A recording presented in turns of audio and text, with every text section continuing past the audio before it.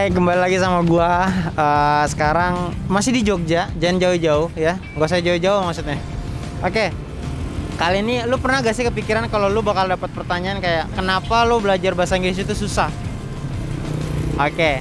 Nah, gue yakin banyak banget orang yang sulit belajar bahasa Inggris atau ngerasa susah belajar bahasa Inggris. Nah, sekarang gue bakal interview beberapa orang, kita survei apa sih alasan terbesar mereka sulit belajar bahasa Inggris. Lo penasaran bakal kayak apa? Ikutin terus. Oke?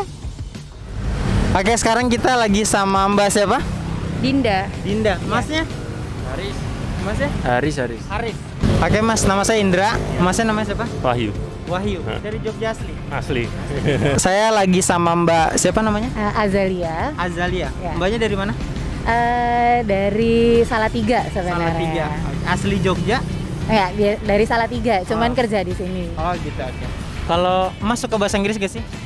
Kalau bahasa Inggris aku nganu sih tergolong pasif sih. Oh, Jadi tergolong pasif ya? kadang bisa nangkep tapi mau ngutarakan Sulit Sulit gitu. sih. Oke. Mbaknya suka bahasa Inggris gak?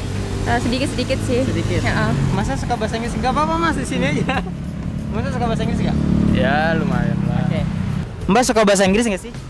suka dan perlu karena kerjaan mengharuskan bisa bahasa Inggris soalnya. Oke. Kalau menurut Mbak di era sekarang bahasa Inggris itu penting nggak? Penting banget sih gitu. Kenapa, Apalagi kalau misalnya kita udah semakin membuka diri untuk ke negara-negara lain, terus sebagai orang-orang luar negeri yang bahasa universal adalah bahasa Inggris, itu sangat perlu sih untuk kita bisa kayak mengakomodasi mereka lah, apa sih yang mereka butuhkan dan lain sebagainya sih kayak gitu. Oke, keren. Kalau di era globalisasi seperti sekarang sih penting sih mas. Apalagi kalau buat persaingan bisnis atau persaingan demi kemajuan bangsa juga kan, itu sangat penting juga sih. Oke. Terima kasih, Tapi jangan lupa juga bahasa daerah juga bahasa sih. daerah, benar, setuju. Penting banget sih. Penting banget bahasanya. Kita setuju pentingnya. Terus kira-kira apa yang membuat kita tuh susah belajar bahasa Inggris? Kalau menurut saya sih yang susah itu karena tensesnya, terus kalimatnya tuh kan kalau orang awam kan biasanya dibilang kayak dibolak-balik gitu. Oh, dibolak-balik. Oke, masnya? Ya kalau menurut saya minatnya yang kurang. Minatnya yang kurang. Oke. Minat. Sama yang pronunciation bacanya itu ada yang sama tapi artinya beda. Oh, ada yang sama tapi artinya beda. Masnya? Ya itu tadi kalau pengucapan Mbaknya kayaknya. Hah? Pengucapan, pelafalan ya. Pelafalan.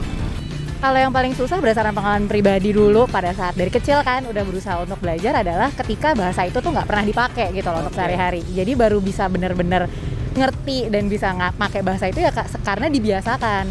Pembiasaan gitu. ya. Pembiasaan untuk menggunakan itu dalam sehari-hari lah. Kalau aku nganu sih mas, apa kan kalau bahasa Inggris sih kasarannya kalau di bahasa Indonesia kan dia kebalik kan mas. Benar. Nah, mungkin antara pengucapan itu kan nanti artinya yang di bahasa Inggris itu dia kebalik. Kebalik, beda Jadi gitu ya. seperti Superman, manusia super kan. Iya. Nah, bener kan mas? Kalau bahasa Indonesia kan manusia Superman super kan. Iya. Kalau bahasa Inggris kan Superman. Kalau orang yang belum paham bener bahasa Inggris, mengutarakan beberapa kalimat aja kalau penataan bahasanya itu salah, mungkin artinya juga salah. Nah. Mbak, kalau kita kan tahu ya di Indonesia tuh kayak di sekolah atau mungkin di kampus itu kebanyakan teorinya gitu. Kalau Mbak secara pribadi kalau masukin ke metode belajar lebih langsung praktik atau teori dulu?